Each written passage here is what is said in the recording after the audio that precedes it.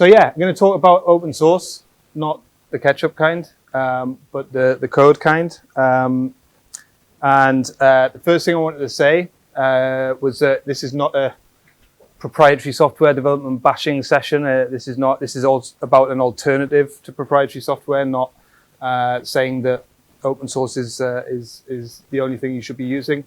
I'll come on to that in a bit more detail in a bit, but I think with software development, it really depends on the project. You've got to make decisions based on all kinds of elements. So yeah, this is not open source versus proprietary, although I will use proprietary as an example a bit later on.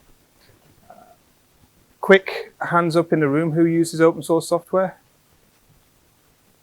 Yeah. Who contributes to open source software? Cool, okay. I think in terms of who uses open source software, as we'll talk about, it's pretty much everyone in the world, but you don't always know it, but we'll come on to that. So what is open source? On the open source initiative website, this is how it's described: software with source code that anyone can inspect, modify, and enhance. I think for the purpose of this discussion, I also think it's important to talk about what open source is not, because there are various different movements in the software development area. So open source is not the same as free software. There is the Open Source Initiative and there's the Free Software Foundation. And while they are linked in various different ways, they're not the same. Free software is not about something not costing anything. It's the idea of something being free and open at its core. And while open source, as the name suggests, is open, the free software movement is more based around ownership of everything to do with a software environment. And open source is very much about the source code in itself. We can go into free software another time. It's another whole conversation. They are linked, and it could be said that open source came from the free software movement, but we'll talk about that in the history bit. So just looking at where open source came from, this is a brief history of open source. Anyone who's, I wouldn't consider myself an expert of all of open source. I don't think there's many people who are. So some of this may be not the exact things to have pulled out, but hopefully it gives a bit of an idea of where open source came from. In the 60s, source code was regularly distributed openly. So it was distributed with whatever it came with, the computer equipment or whatever you might be using in the 60s, usually huge and very different to what we have now. But in a way, software in those days, it was part of the package, and it was delivered as code that you could change and do things to, much like open source is now. There was legislation brought in the 70s which protected code with trademark, and it's interesting to think that it was only in the 70s that actually you could protect code. And through that process, through the sort of next decade or so, we found that there was a lot more people who were actually protecting their code rather than it being delivered open, that the value was seen in protection. In 1983, Richard Stallman, who's a real character, if you want to after this session, you can see there's a few real characters I'll mention today. Richard Stallman's one of them, and there's a couple of TEDx talks and things that he's done which are really interesting in terms of his understanding of, he was to some extent the founder of free software, which I mentioned earlier on, and came up with the GNU project. But Richard Stallman talks a lot more, as I say, about the let's say the ethics around code, which open source is less of. Open source is about how you can use it rather than the ethics of it. That said, I think the values are very, very important, as we'll talk about a bit later. So in 1989, there was the first general public license was launched. So it took a while to get an actual license there, but open source is about the license. It's about how that code that's created, or that thing that's created, because open source has started to stretch into other areas of life. It's about the license that it has, and there are a number of different licenses available now. MIT have one, there's actually quite a lot of them. But the GNU public license was the first one launched in 1989. The term open source was first credited to be first coined by in 1997, so it's quite a bit later on. I think it was being used before then, but it was in terms of becoming a thing. It was adopted by Netscape. They were one of the first companies to develop their system as open source. And then soon after that, O'Reilly, who you may know, publishing company, who write a lot of books around open source, but also around technology in general. O'Reilly really coined it in a conference that they started that later became the Open Source Conference. So it's kind of 1997 was around the time that the open source as a thing really became known. Looking a bit further, 2008, the biggest piece of open source software in many ways, well, not the biggest piece of software, but one of the most well-known and highly distributed bits of open source software, Android, was launched by Google. And Google took on the open source space for a lot of the reasons and the things that we'll look at and talk about today. But yes, that was 2008, and sort of 10 years later, it's on, I don't have the figures, but bajillions of phones across the world. Open source, weirdly, being open, is right now, it's really big business. It's becoming even bigger business. So here's some figures. This is from Business Wire, that by 2022, the open source services market, so this is just the market that serves, that provides open source, would have grown from 11.4 billion, which it was in 2017, to best part of 33 billion. And that is because of an annual growth rate of 23%, which is pretty huge. In the grand scheme of things, it's a heck of a lot bigger than a lot of the big technology companies. So as a technology, it's planned for huge growth over the next 5 years. Well, next 3-4 years. Red Hat was sold in October 2018 to IBM. People may know or may not, but it was huge news because it was by far the biggest sale of an open source company. For just that small figure there, 34 billion.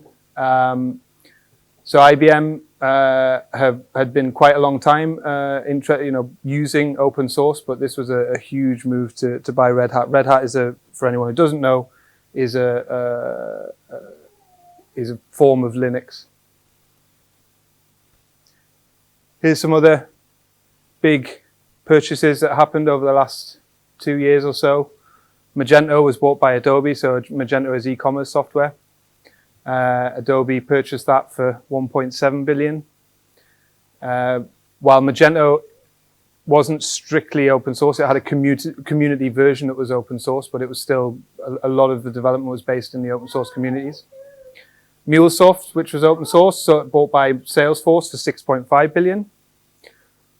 And GitHub, which was not, by the way, just to be clear, GitHub, as far as I'm aware, is not an open source project, but is one of the biggest platforms that open source is managed on, was bought by what a lot of people would say were the antichrist of open source, which is Microsoft. And the big point there is not really about GitHub being a big purchase of open source, but the idea that the open source community has real value to a company like Microsoft.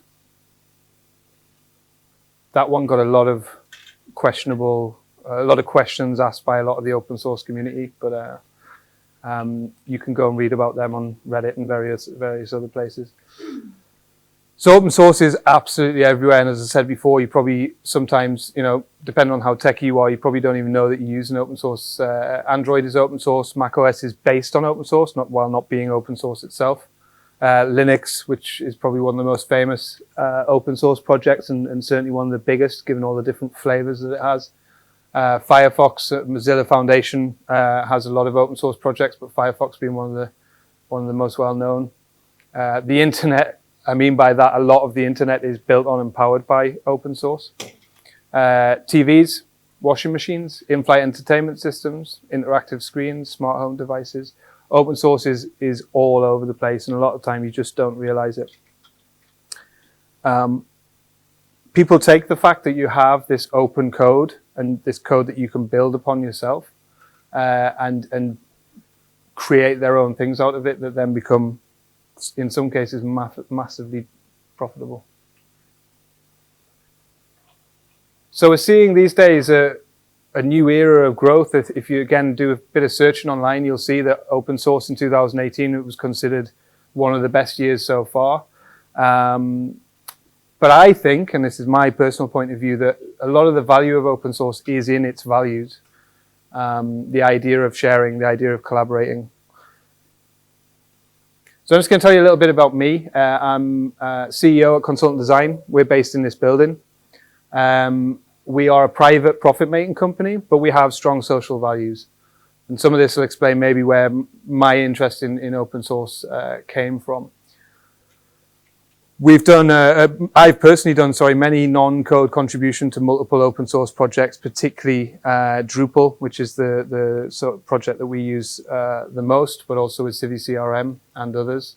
But Drupal as a content management system is where we spend a lot of our time, and I've made a lot of non-code contributions, meaning working at the conferences, helping out in terms of documentation, supporting different events. We've done Drupal Northeast, which is a meetup in the Northeast, obviously, based in Newcastle, and various other aspects. We've put money into Drupal, the Drupal Association, to help support that. We've been Drupal Association members and supporting partners as well.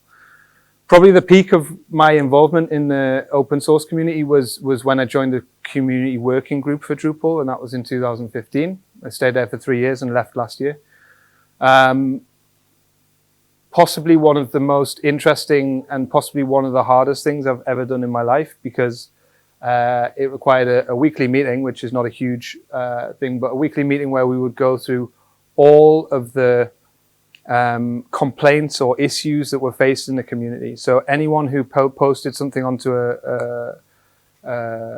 one of the message boards or issue queues, anyone who went to an event and was offended by something, anyone who posted something on their website that related Drupal to something they didn't like, came through to us and we had to deal with it. Now, you kind of think how much of that actually happens, but in a software community of 30,000 fairly active developers, with a membership on Drupal.org of 2 million, there was quite a lot of this stuff that came through. And we would regularly have 5, 6, 7 issues each month that we were dealing with, some that we would get rid of in one meeting, and others which would go on for months and months. And I'll talk a little bit more about some of these issues that we faced when we get to the community aspect of open source.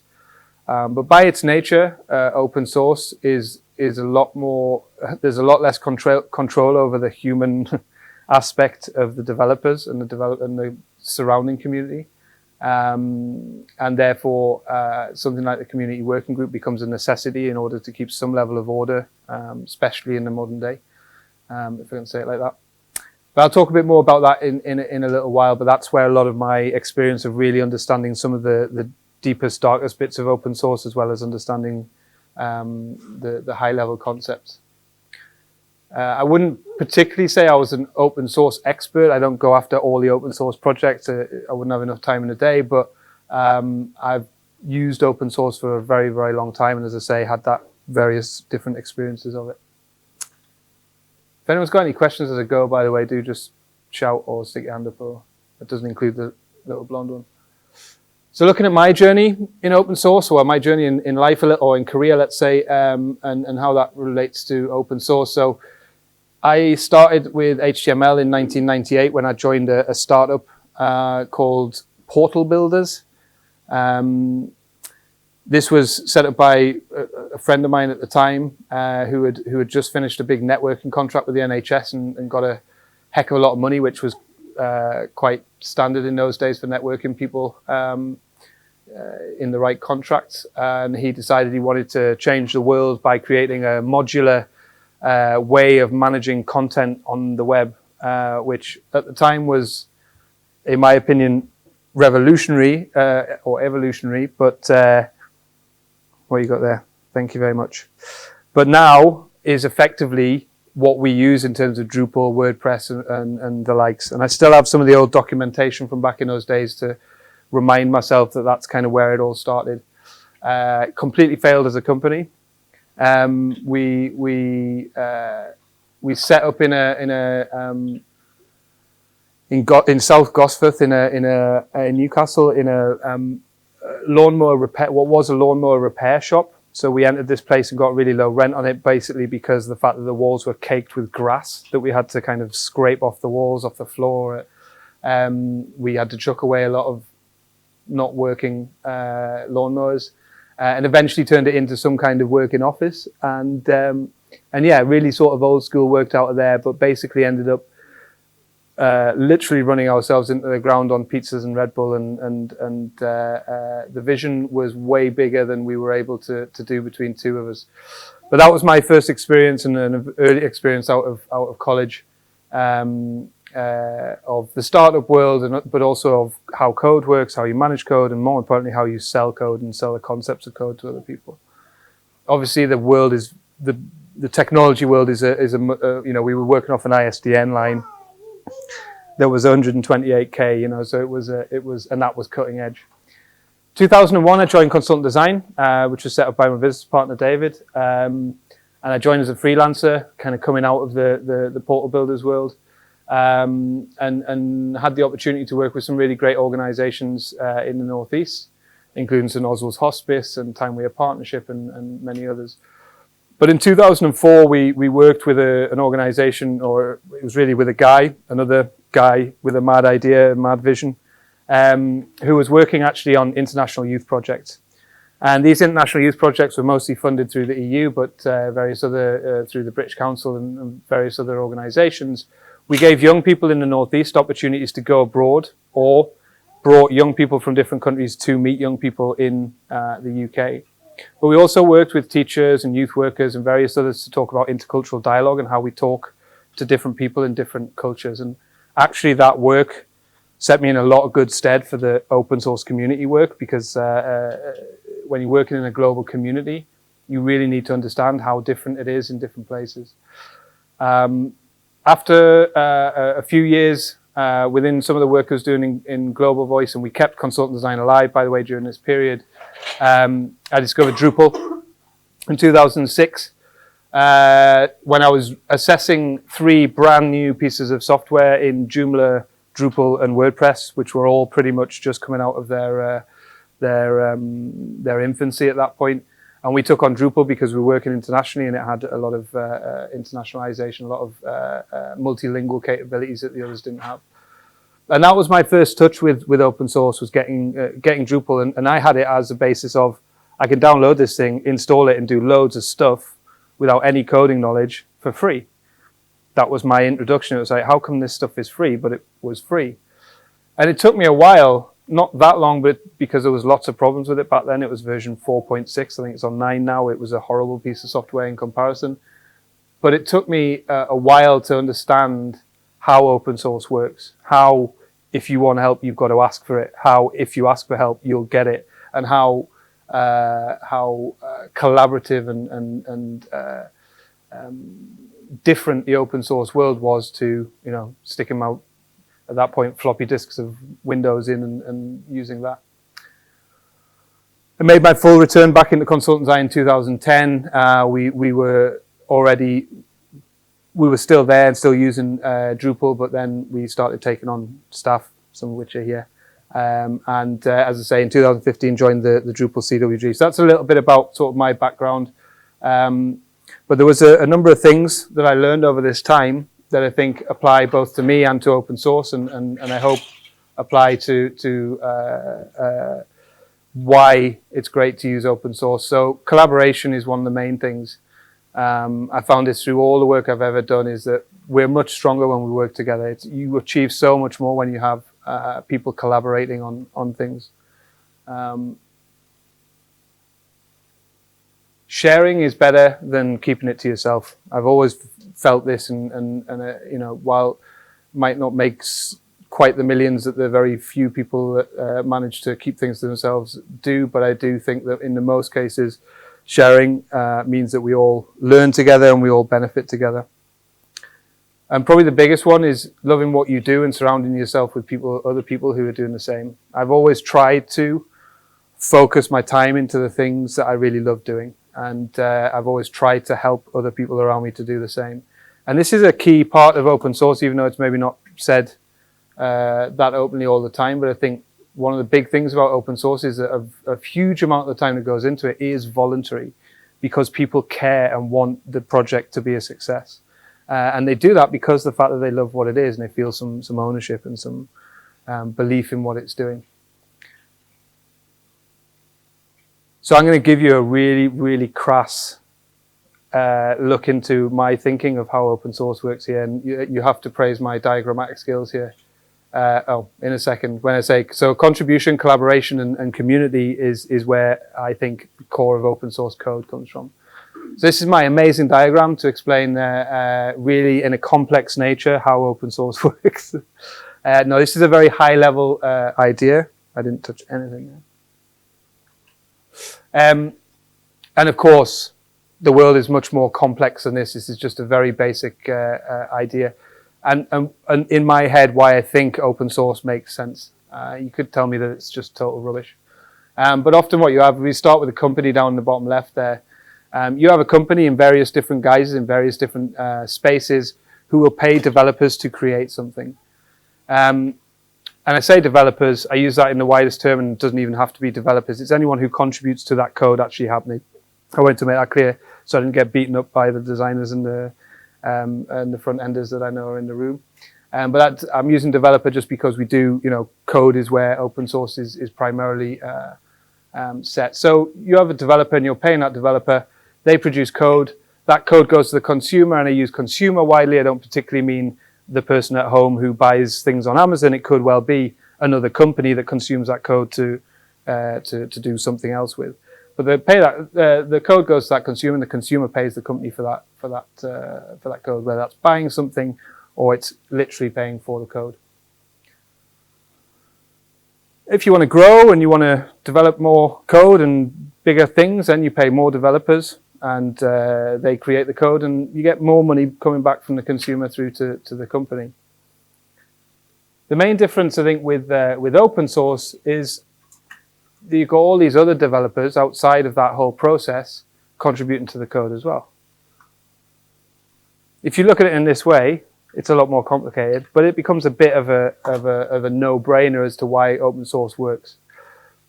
There are tons of complications that go in this, some of which we'll talk about now, which mean that open source is not obviously that straightforward. But the point is that you have a huge community of developers contributing to that code, as well as you paying your developers to ensure that code is kept up to date. So these are some of the things that I've found as a member of a community. I've spoken to many other members of the Drupal community and also some of our own team as things that I'm not saying all of these definitely happen as soon as you go into using open source, but things that happen. You learn more. When you're in a community of hundreds of developers over a room with 3, you're going to learn a heck of a lot more from those people. They're going to have knowledge and skills that you don't have in your smaller team. You have access to more expertise. You get back generally way more than you put in, because as soon as you put one thing in, the likelihood is 10 things are going to come back because you have a whole community of people there. You feel part of something bigger, and I think this is one of the strongest things for a lot of developers, particularly those who are really involved in open source, is actually that feeling of contributing to something much bigger than the small piece of code. But that's not to say you couldn't do your small piece of code as well, but a lot of the time you can feel part of something bigger. You get more done. You've got more people around you who can help, so you get more things done. You can get more credibility. Most of the open source projects have ways and means to give you a platform to be able to show your work or talk about the things that you've done, whether it be at events, online, various other places. You meet amazing people. I think it's fair to say, if anyone's been to an open source offline conference, or then generally you find some really, really amazing people there. But even online, you end up quite often having conversations with people you just never expected to meet from. I was having 6 o'clock in the morning conversations with people from the US, from Australia, etc., and across the world. And you can make more money. Open source software, we said, as I said at the start, is not effectively, it's free, but it's hoping that you will contribute to that source. But it's still free. You don't have to pay for it. On the flip side of that, you can be more productive because of all of these things, which means that you can make more money. As you can, I'm not saying you will. No guarantees. So in terms of open source communities, how do we build an open source community? So obviously it starts around some code. These are some quotes that I thought were relevant by Linus. Has anyone heard of Linus, who's effectively the founder of Linux and also Git, two of the biggest open source outputs, let's say. When he was talking about starting up Linux, he says, I didn't start Linux as a collaborative project. It wasn't even the people that started contributing code, it was that people started contributing ideas. And that there were a lot of people making small changes. So this isn't about 10 people spending days and days working together intensively. This is about the fact you can dip in, dip out, and just contribute whatever you can. And what you end up with is that the Linux kernel now has over 1,000 contributors to each version. From what I understand, those 1,000 are transient, so it's not the same 1,000 people, but the number is growing. So in terms of building a community, the clear thing is about investing in something people need or want. When you're writing a code, or it's the same as developing a product in the proprietary world. It has to be something that people need or want. Otherwise, there's no point. There's a lot of open source projects of people just dumping their code online to say, "Here's my code, go use it," which is great. But in terms of creating a community around that code, it's likely to take something a bit more than that. Creating an inviting environment for developers and others. We'll come on in a minute to code of conduct and the fact that communities require some level of fostering, but you need to make a space which is inviting and that people enjoy to come along to. You need to have resources. You can't do things. The concept that if you, as I say, just throw a bit of open source code out there and sit back, it happens. Like someone who invests something into a small company and it grows into something huge, but it's not an everyday occurrence. It's you need to be investing your time and your resources into helping that community grow, supporting that community, even on simple things like doing pull requests to the code so that people can get access to it. You need to have the resources and not imagine that it's going to be just an easy ride. Enable face-to-face interactions. I think this is particularly relevant now. The more that things have been and were done over text, particularly in a fairly to be honest, male-dominated, quite often aggressive space. Enabling face-to-face interactive actions helps to make that a bit more friendly and help people feel a bit more into it. Approaching people who can believe in the project, so talking to people who are looking for similar things in other spaces and showing them that you exist. You could call that marketing if you wanted to, but it's on a low level. Using accessible tools, so giving people, making it so that people can actually use this thing in their everyday lives. And educating people on the benefits of participation and contribution. And contribution we're going to come on to in a minute, but it's not easy and for people to give their spare time to contribute to these things, whether that's paid spare time from the company or voluntary time from an individual. And then the other one is having a code of conduct, and we'll talk about that next, because this is a very interesting one in global communities. So this is a quote from Alan Bennett. We started off trying to set up a small anarchist community, but people wouldn't obey the rules. We need some level of rules in a space where you're talking about people coming in, and whether you're innovating or not, you still need rules. There needs to be respect between people, otherwise it ends up in a mess. And I can say that firsthand from some of the issues that we saw in the Drupal community. These are some of the reflections I have in the open source space, and they're more from observation than fact, but As I say, Drupal is one of among the biggest open source communities, and I really got an insight, which I can't often go into the details of because they were things that involved people, but I'll mention a few things today. But I think that the communities in general are a reflection on political and social situations, and code of conduct have become more important, particularly recently, because we have in the world a lot more division. I'm not going to say the B word, but we have a lot more division politically, socially, and open source projects, or at least one the size of Drupal, weirdly has a very strong reflection of that in it, because you have such a huge amount of people that come from those respective communities. 2018 was the year of the code of conduct, according to a couple of well-known IT technology magazines recently that I read.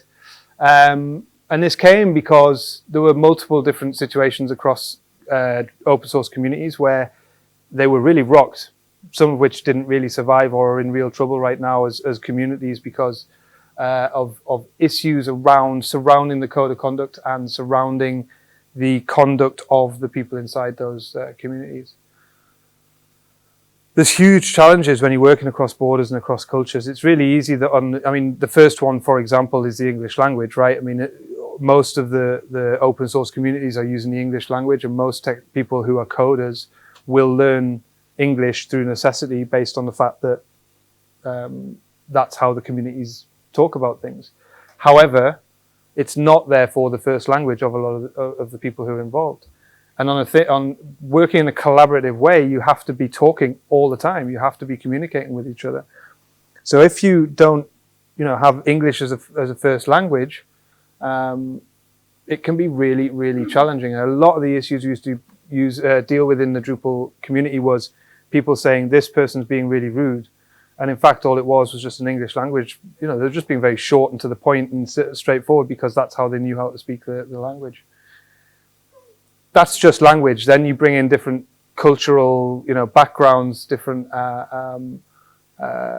ways of living and ways of life, and different ways, to use the classic word, that people can be offended, and different things about how should you act if you're offended. Should we bow down and help that person, or should we, tell them to grow up? Do you know what I mean? All these different things are different. They're different in our organizations, never mind when you're working in a global community.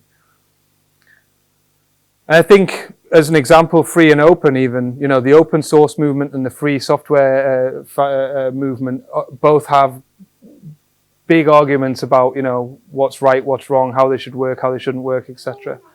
But there's a real reflection on society, and as you see, kind of more and more right-wing, more and more left-wing, then lots of people coming back into the middle, whatever. I'm not going to do a comment on but you're seeing these things happening in the open source communities. We saw a huge increase in hate speech and racism and what have you in the Drupal community between 2016 and 2018. It was a huge increase, and this is in an open source community, and it's I'd seen the face. I'm sorry. It was a really strange realization that you have these kind of scenarios going on in technology communities as much as you do in the politics we have going on in our various countries right now. There is also a lot of other reasons to have a code of conduct, and one of the big ones, particularly again in open source, is that it supports diversity, and it's something that diversity is a really interesting one. Even again, in a male-dominated world, you have a huge amount of people who are effectively saying we don't need to bother with diversity. We don't need to change the way we are. Everything's fine. And then a lot of people who are saying this is one of the most important issues that we have to deal with.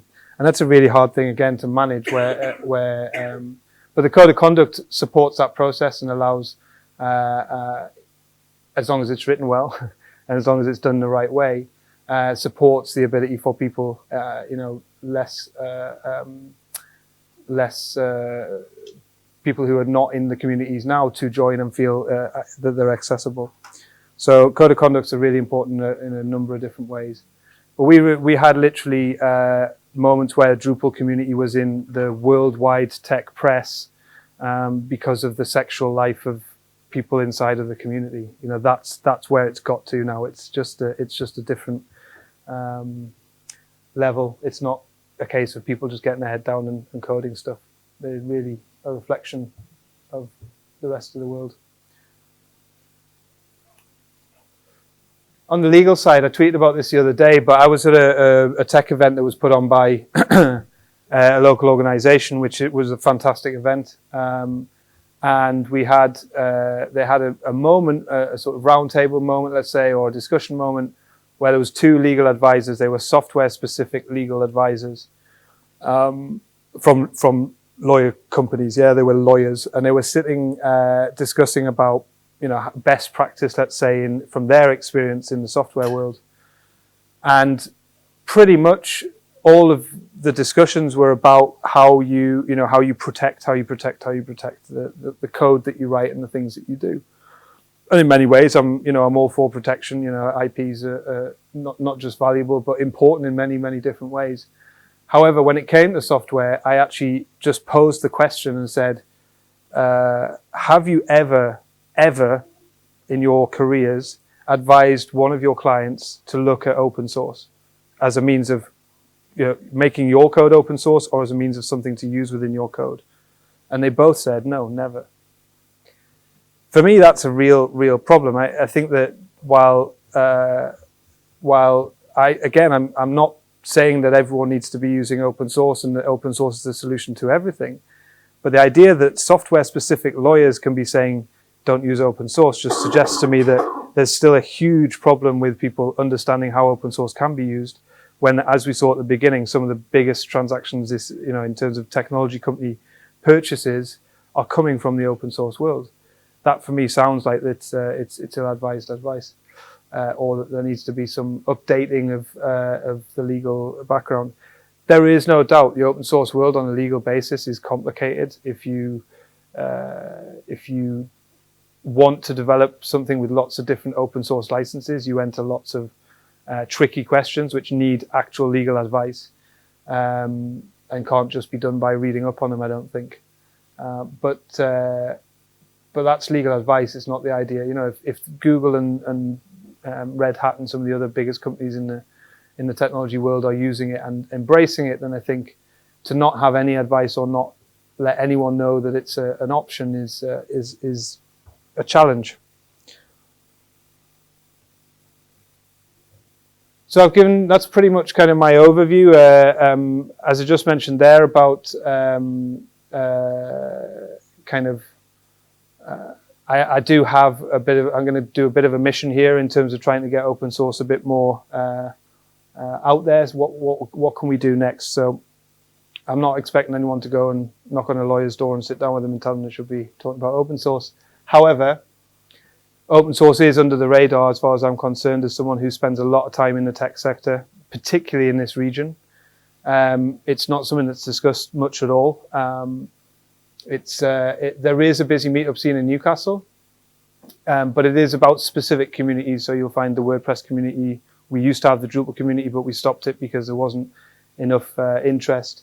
There are some other projects out there. So it's not that there's nothing, but open source is rarely talked about as a topic in the region. I've gone to many regional conferences, tech conferences, and open source isn't mentioned at any moment. It's all about proprietary startups, buyouts, etc. We did a trial of open source Northeast last year. There was unfortunately a bit of a low attendance, but we will be hoping to reignite that again at some point. So if you do see that coming along, please do let people know. Oops. Had to happen at some point.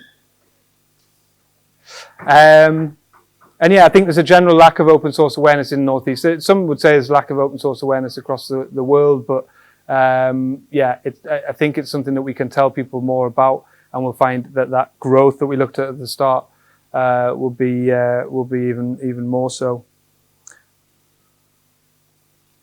I'm looking at this thing. I think I've just been looking at the clock, and it's actually the date. So I'm actually a bit later than I thought, which is good. So some of the things that we could be doing, and I put myself in this boat as much as anyone, exploring more open source communities and code and contribute to them. GitHub is a great place to start, but there's a ton of spaces out there.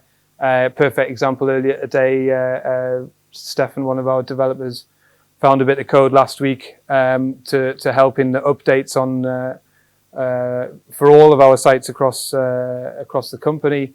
Found a bug in it, put something up there. Was about 10 o'clock in the morning, and by 11 o'clock in the morning it'd been fixed, pushed to the production, and we had a new bit of code that did the things we actually wanted to do, which was good because I'd received something like 150 notifications earlier in the day because it was broken.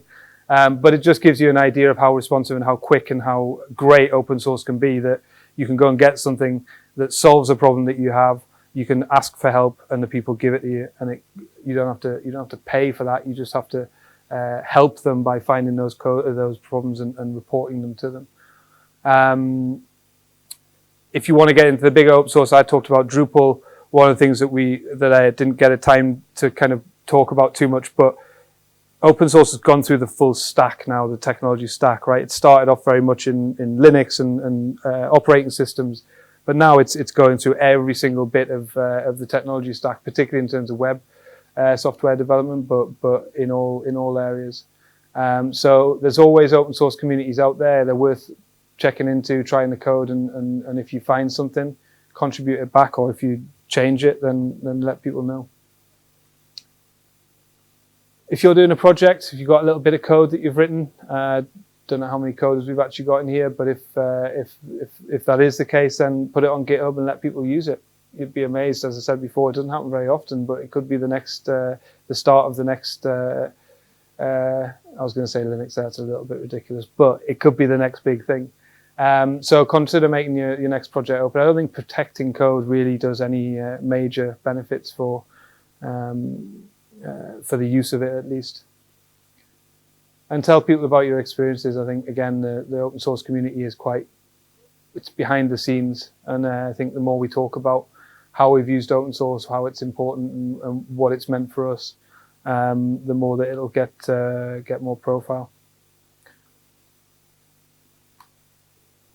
And just to come back to that slide from earlier on, the most important thing I think about open source is that it's a communities of people who love what they do and surrounding people who do the same, and that always ends up in something cool happening. So yeah, keep doing that. And that's it.